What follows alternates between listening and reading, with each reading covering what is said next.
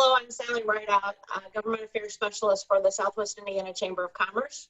We're here today with Holli Sullivan, current state representative running for re-election, joined by Tara Barney, the President and CEO of the Southwest Indiana Chamber, Sherry Sherman, the Executive Director of the Warwick Chamber, and two of the Chamber's Government Affairs Committee members, Mike Schottmeyer and Carrie Fleegle.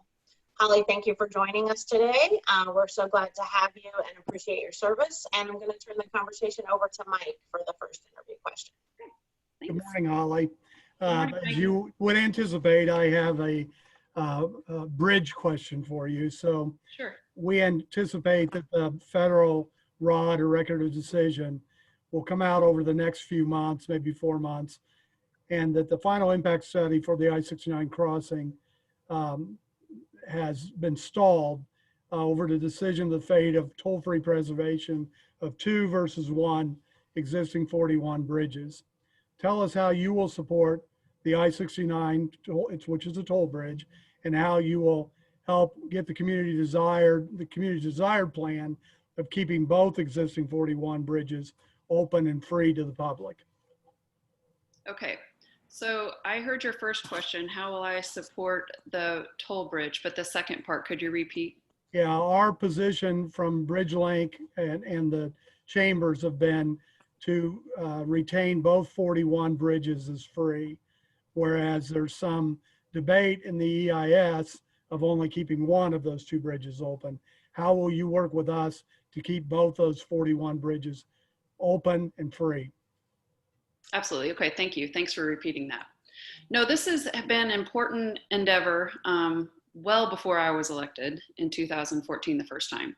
So I will continue to be steadfast in my advocacy at the state level with the House of Representatives, the Senate, as well as the executive branch, but also utilizing my networking and your networking that you've already done as a bridge link to our federal partners in this as well.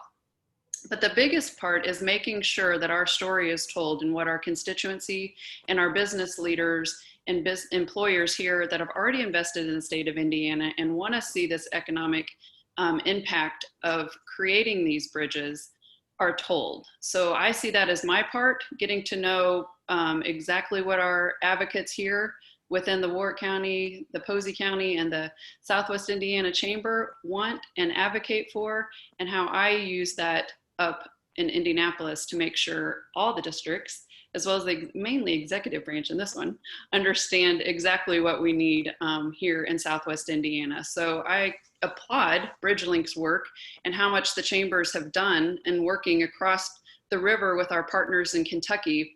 And I know that last lift of work is between the legislature and the executive branch at this point.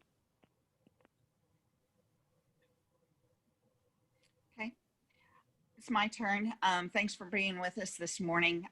While it was hoped that the federal government would address the concerns about business liability for those companies that have had to operate during the pandemic, it appears that the issue is now going to fall to the states. Many states have already taken action on this.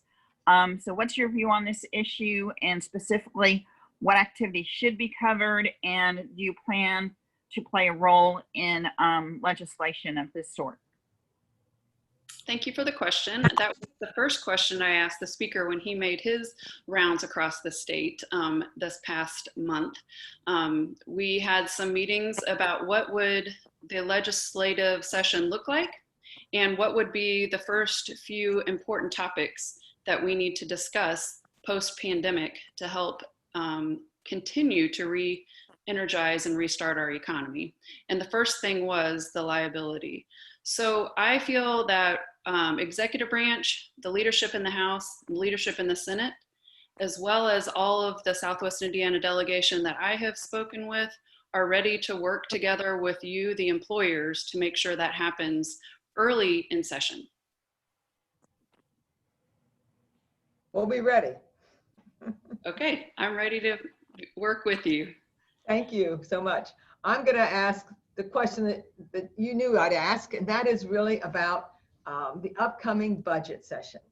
You have a particularly great opportunity to lead in that space, and I'm interested in what your thoughts are, given the contracted resources available both at the state level and from many of the local governments, on what you think needs to be protected or even amplified in allocating state resources, and where there might need to be some contractions. Sure. No, that's a great question. And I am honored to be able to be on Ways and Means for Southwest Indiana. And I take that challenge with, it's also a huge blessing to be able to work with the employers and the community leaders in our region, because we are the best region in the state and we get to lead the rest of the state in the ways in which you all think and I get to advocate for. So it's a win-win for us and the state. But with this budget session, you're absolutely right. We have some constraints coming up. And the way I look at it is we've had a pandemic. There have been some silver linings, quite honestly. We've learned a lot about government processes that could, should, and continue to change. So those are some fruit that we can reap out of this, of those processes that need to change into the future. But we've also had some shortfalls in our budget. And when Tara Klutz, our auditor, closed the books, we were about 7.8% below the revenues in which we put our last budget together for. So you're exactly right. And we have to be frugal this year, but we have to, in my opinion, be innovative in how we choose to grow out of this pandemic. And that's exactly what I want Indiana to do. That's exactly what I want to help partner with Southwest Indiana. I think we have the ability to grow out of this pandemic, not just get back to where we were economically, but we can grow out of it. And a lot of that is exactly what Tara and her team have trained me to know is population, population, population, right? So in looking at that, education matters. So first and foremost, most K through 12 cannot suffer in any way.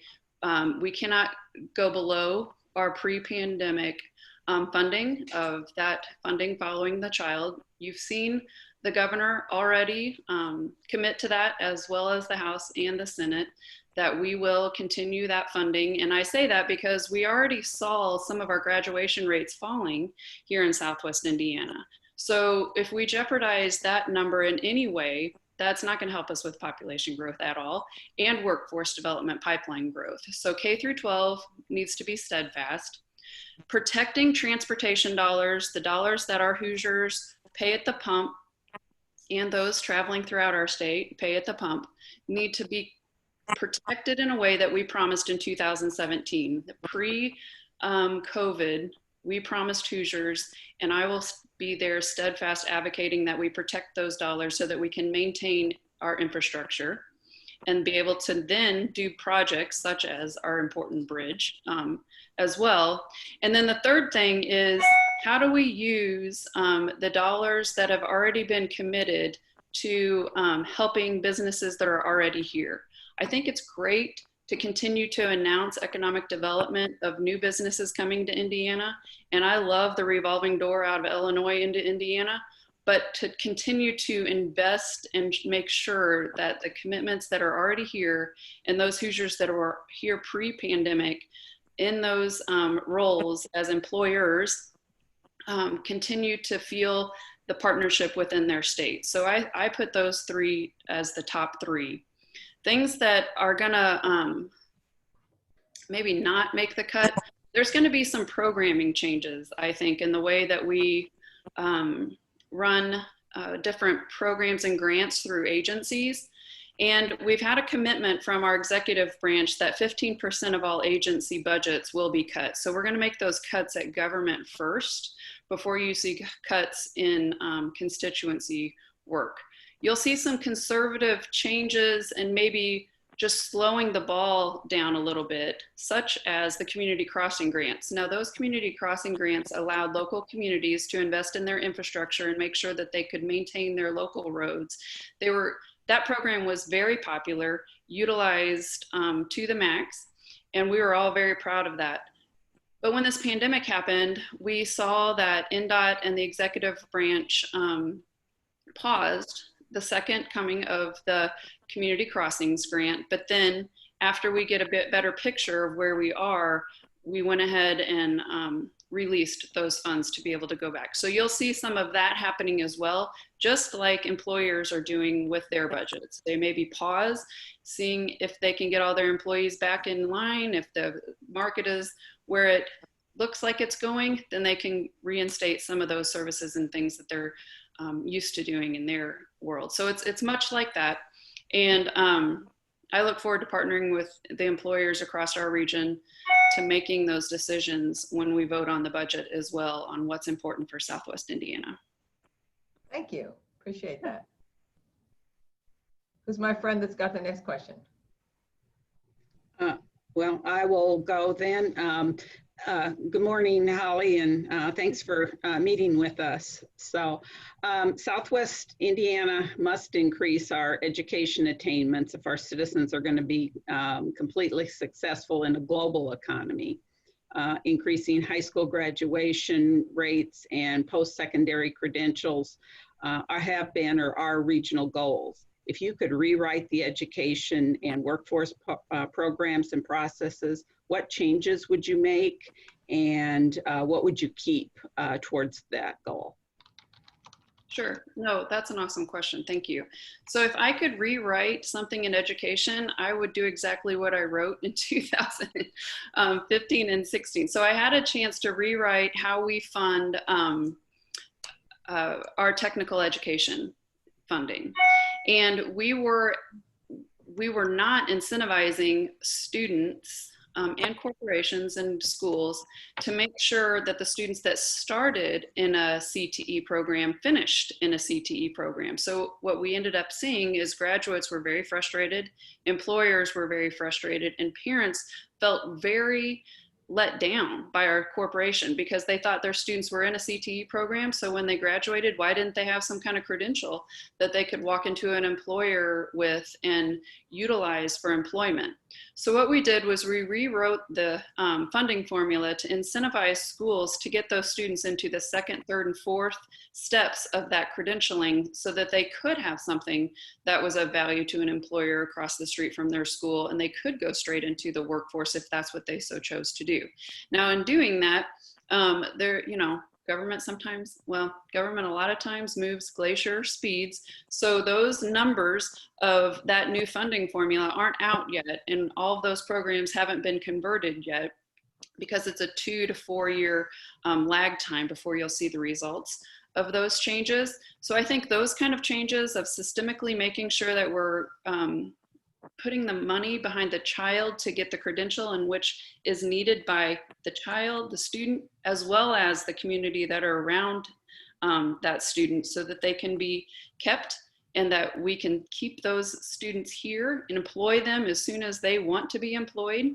Not everybody needs to go to a 2 and a 4 year degreed program, but we do want everybody to have a post-high school credential of some sort so that they are more marketable and that they have a brighter future and that they can stack those credentials accordingly into their future. I think now I still very much so, and I think the pandemic even strengthened my desire to make sure that the money follows the child in the state of Indiana so that we can have choices. If somebody needs to go virtual tomorrow because of COVID or any other issue within their family, they should have the ability to make that choice for themselves as well as have the money available in the corporation that the corporation can be able to help that student make that choice. The other thing is we continue to incentivize local school corporations to use increases in their budgets for their employees, the teachers. I think teachers are an essential worker. I mean, if without teachers, we can't restart our economy. They are the backbone of the economy in many communities. The school calendar is what communities run off of in many times in many places. So without the school calendar, we can't run some of our businesses. Without the school teachers, we can't run the schools. So I feel that as much as we can incentivize school corporations and school boards to use those monies, especially those new monies, to our teachers, the better off each and every classroom will be. Okay, thank you. Thank you.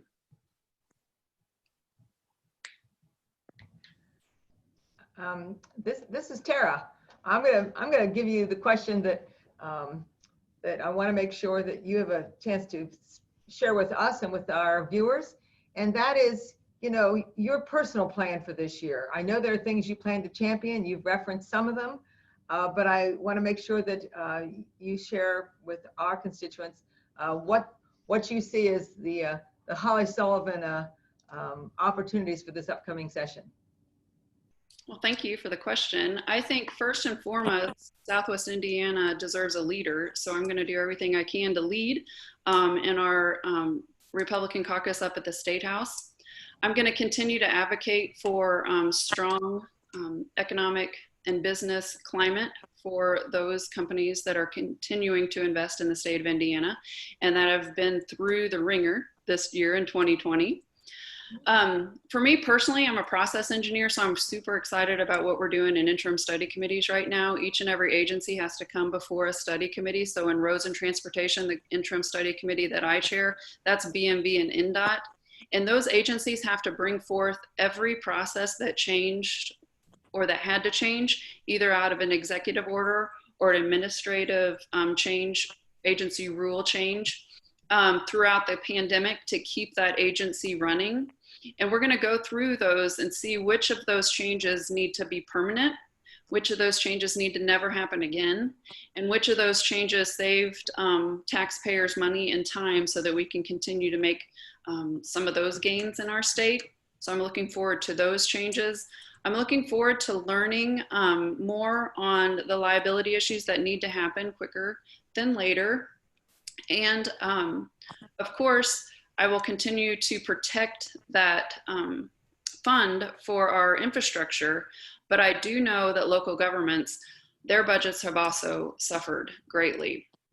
So they've been asking for changes in the MVH and the percentage of those dollars that they can use on their local road maintenance. So I see that as a positive. We might not make that change this budget year and knee-jerk react to make that change, but I do see that as a conversation starter to our next infrastructure package 2.0, if that's what you want to call it, because we need to pass that by 2024 to continue looking forward and how we're going to maintain our infrastructure, knowing that gas usage is going down and knowing that different types of vehicles are now on the road than when we first did that study, and also knowing that we need to look at tolling in a new way because it's not your grandfather's tolling. It's totally different now, and seeing how that can also help the trucking industry and others across the state make sure that we are a responsible crossroads of America.